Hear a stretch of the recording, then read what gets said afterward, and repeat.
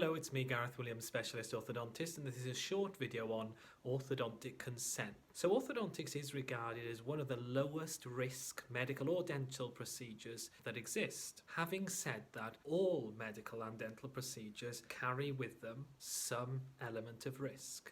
And the purpose of consent is to make you aware of these risks so that you can form a value-based decision on whether it's worth undergoing treatment or not. So the benefits of orthodontics are dealt with in another video, but the risks of orthodontics are very few. There are three main risks. One is decay around the brace, and only happens to those patients who don't brush well enough to keep that at bay.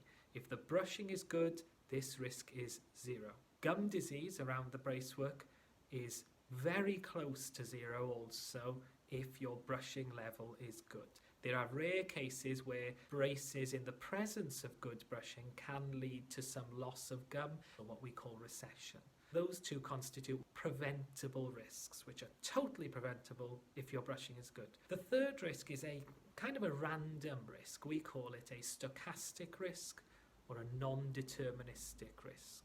And this is root shortening or resorption. When teeth are moved through the bone, you often get what we call blunting of the root tips. Rarely you will get more root shortening, which can have more of an effect on the teeth and can result at the very severe and rare end of things with loose teeth. There are specific factors which would put you in a particularly high risk for this. As a clinician, the important things in minimizing this particular risk is an x-ray at the start of treatment with zoomed in x-rays of any teeth that look dubious on the larger x-ray, and then planning and consideration for an appropriate level of force. So often patients want treatment to go as quickly as possible, but it's incumbent upon me as an orthodontist to ensure that the force levels do not exceed that level of safety where we move from healthy tooth movement into resorptive or pathological tooth movement. Other risks include breakage of the brace, and each breakage tends to add anywhere between a month to 3 months to the length of your treatment. And another complication is relapse of the treatment results. So before you sign up to treatment, you need to be aware that wearing your retainers is a lifelong commitment.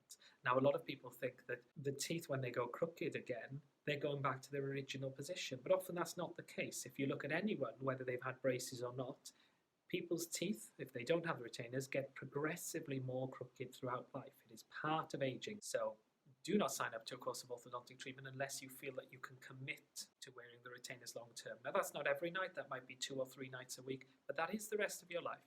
Unless there are special considerations in your case, and I would tell you accordingly, I would say that for most people, it's certainly worth those risks. And speaking from my own personal experience, having a brace is the best thing that I've ever done. I hope that helps you making your treatment decision. Bye now.